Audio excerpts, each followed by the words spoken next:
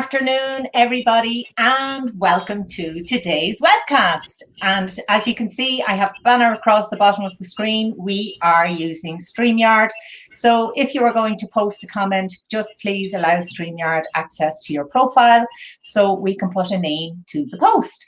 And I would like to thank and welcome our guest today, Eve Early, because we are chatting all things vision boards, which I am really looking forward to. Eve, you're very welcome. Thank you. It's a pleasure. Vision boards. Where do we start?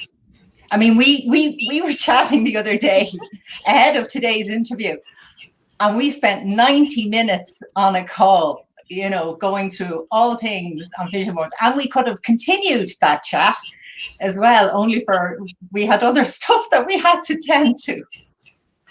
So the interesting thing about it to me is I think that we both started the conversation from the same place, and that was a little bit apologetic about this idea that, I don't know, seems so early 2000s, the aughts and New Age, etc. And I resisted. As we spoke, someone had suggested that I start doing them, and I poo-pooed it the first time and the second time. And the third time I thought, oh, usually when this happens, you need to take it seriously. So I went back and I looked. And the funny thing about it is, for the last 12 years here and the last nearly 30 in my own life, I have followed the tools and practices in Julia Cameron's Artist's Way. And so for the last 12 years, at least 3 times a year with a group, I visit a task called a collage. And it had never occurred to me that a collage was actually a vision board. What was even funnier was I had trained in outplacement counseling in 1982. And it turns out I used to use a tool then called a treasure map. So apparently vision boards have been part and parcel of my practice. I just had never called it that. So if anybody out there is skeptical, if anybody, and you talk about this in your work, reframing things. Yeah, that's it. And I think so. And when we were chatting the other day, that was one of the things, you know, I was saying, oh yeah, hindsight is great. But actually, I think the change in the name, as you say, it started with you as what you call, say, a treasure map, you know, and then it was a collage. And then someone out there somewhere said, hey, we have this new tool called a vision board, and promoted it as a new tool. But in actual fact, it was something that we would always have been doing. Yeah.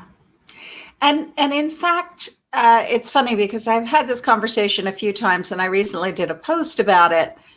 We forget that all of the latest, greatest self-help books are grounded in those books we're familiar with from the 30s, if not going back to scripture. But you know, when you think of the practices of looking inward, of telling stories, of reframing and getting the support of a tribe, we're back to the Blue Book of Alcoholics Anonymous, Dale Carnegie's work, and Napoleon Hill.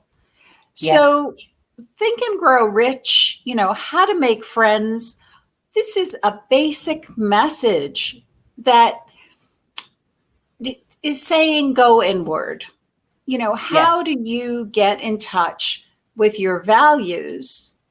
Because one of the most powerful things about a vision board workshop, as I would deliver them, is the preparation before the day and the morning, when we're really looking at who do we want to be. You know, when we take a picture, a snapshot of our lives, and you and I talked about how the fact that, you know, one of the assignments in my coaching training was write your obituary. Yes. And how do we want to be seen now or remembered? What do we really want to do? like how many of us are doing the jobs we fell into after schooling, whether it was university or vocational training or whatever it was. We got a good job, we got a mortgage, we had bills to pay, and we stayed stuck. Yeah. So that thing about the obituary was like, that was a key thing we discussed, because it's kind of, well, do you want to be remembered as, well, they were a great sport, but they never really had to go at what it is they really wanted to do. Right. And that tied back into trying to assemble and put a vision together and a visualization of where it is that you would like to go and move forward to. So that brings us right into like putting a board together. There has to be a connection between what it is. It's not just a matter of cutting pictures out of a magazine and sticking them on, because as you say, it goes back to your value system. It's the preparation, but here's what it comes down to. We have an inner wisdom, an intuitive nature that we often deny because the culture tells us our thinking self is the right one. And that's why we don't take chances, because we may get a desire intuitively, but we have that ego editing. So what one does in preparing is giving yourself space. And I invite you to take a day to do this, even if you're doing it on your own. Take half a day to do this, because you want to get into a space where you're going to give over to your imagination, to your unconscious, where you're going to try and wipe the ideas of what you used to do, what people tell you you're good at, and open yourself up to what if. I would call it a pie in the sky dream. And what happens is this happens when we dream. The ego is gone. How do we recreate that during the day? Well, the reality is when we dream in pictures. When we imagine, believe it or not, actually, when we're formulating ideas, we do it in pictures. Mm-hmm. So the purpose of putting 10 or 12 or a pile of magazines in front of you is to invite images into your life. And a lot of people find that that they get lost on Pinterest or things like that. Those are the images. Yeah.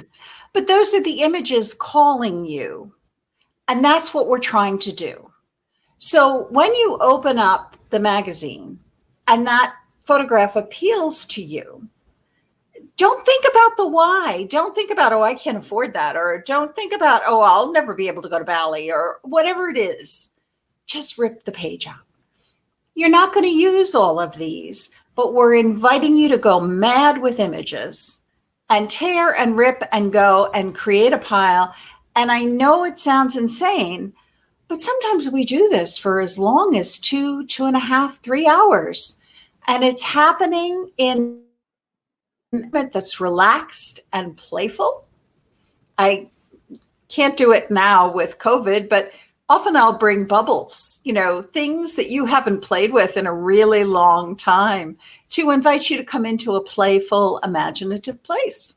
Yeah, and that's it. And it's opening up that space to give yourself that freedom to be able to think of you and not be thinking of everything else, because you are actually allowing yourself that space just to focus on yourself and what it is you want to put in. And I suppose that's the connection. Once you tap into yourself and actually discover what it was, you always wanted to do. I mean, because these can be used for career as well. Like a lot of people would probably see a vision board as just for something, health and wellness maybe, or but it can actually be used for career too. And you have worked with executives previously and businesses where they have actually come into play. Absolutely. I love doing them with teams. So for instance, a startup team will come together, and when they meet for the day, They're exploring what they want for themselves, but just by virtue of being in the room and having the conversations around what the shared goal is, you wind up, and sometimes our colleague Esther, she made 2 boards. You may go to a here's my home and here's my work board, or here's my future and here's my present. I've used them over the years in the context of career, but now I'm using them in the context of retirement and encore careers. And here's what happens. People get in touch with their road less traveled. So when they got out of, say, secondary school, they wanted to go into the arts. Yeah. Oh, sure, you need a pensionable job. You'll never. I am that person. Yeah. And what happens is the vision board gives you permission to go back and explore the dreams that you made the right decision at the time. A mortgage did have to be paid and a family had to be supported. But now it's your turn. And it's just reframing that. I like the idea of work and a home one. Yeah. And so do I actually, Fiona. That's really, because a lot of people, they just see it as one thing. But even in being able to separate out is actually mentally a really good process, because we both know as coaches that being able to just say, well, actually, I can look at that from this angle and I can look at home or whether from that. And even though there will be a crossover, it's still really important to be able to separate and be able to deal with it, individually, and have a goal for each one. So I think, the idea of having one for work and one for home is a really good. And then you have another one again for something else. Yeah. Sorry, carry on. There are a lot of folks, if you go to YouTube and you put in vision board, you're hearing my version of it, Barbara's version of it right now. But there are a lot of people who have used it in many different ways. There's actually a fellow out there who talks about action boards. And this really is an invitation to imagine that there is a creative way to go, okay, what's next? Yeah, no, it is.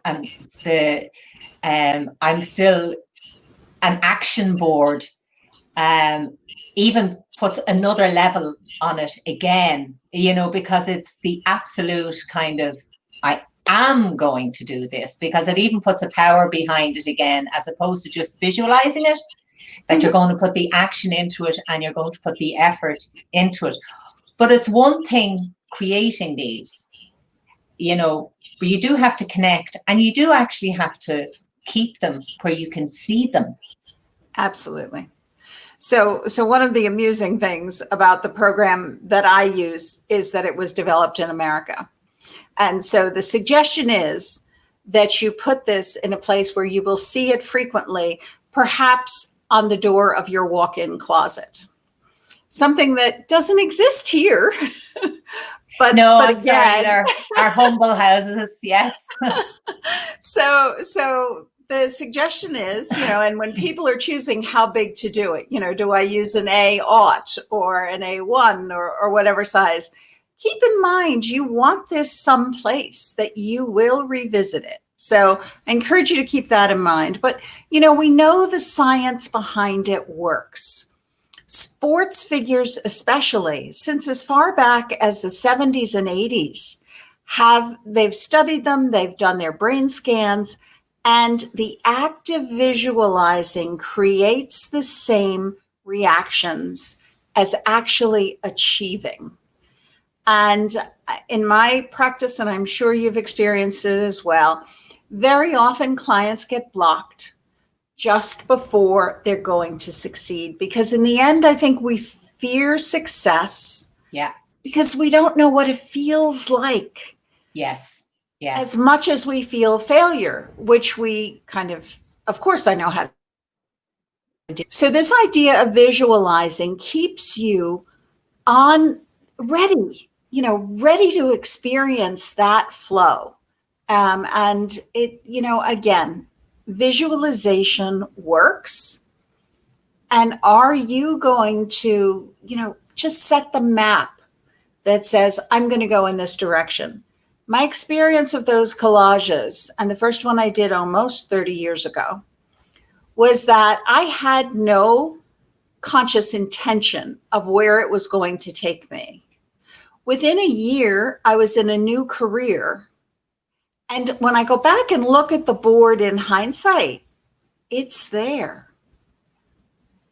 So again, it's unconscious, but it gets us there in the end.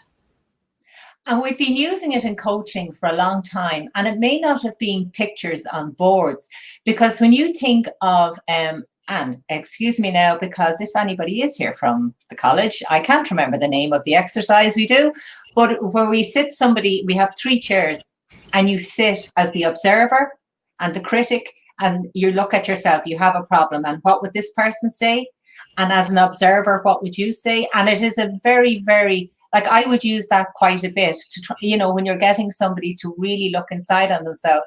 And that's all to do with how do you visualize the situation from being able to step outside of yourself like that. So we have actually, coaching has been using it for a long time in different forms. As I say, it may not have been the pictures on the board. So somebody watching this now, and they're saying, gosh, do you know what? Maybe I should start. How would they start? What suggestion would you give them now to say, tell you what, my top 3 tips, say, for going away to starting one would be? So my suggestion is that you look around at the coaches perhaps who are in your area who may be delivering these workshops. Post-COVID, it's difficult. I was able, thankfully, to offer one on the 1st of August in a socially distanced way. But there are people now, as I will in the fall, offering them online. I would begin to start acquiring those magazines. The exercise in the Artist's Way is to simply keep an image file. So just have a little folder on your desk somewhere where when something appeals, flip it if you're online, or save it if you're tearing it out of a magazine. But put yourself in a mindset that says, I want adventure. I want to be intrigued. I want to see things in a new way. I mentioned that I run groups based on the Artist's Way. And once a week, there's a 1-hour date. It's a play date. It's called an artist's date. And it's just meant for you to woo your playful, intuitive, childlike side.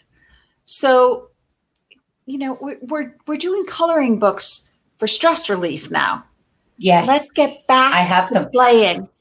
Right. Let's get back to playing.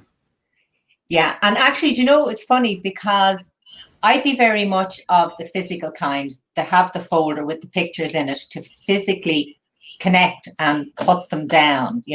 That's me. Whereas some people will just do it on the computer.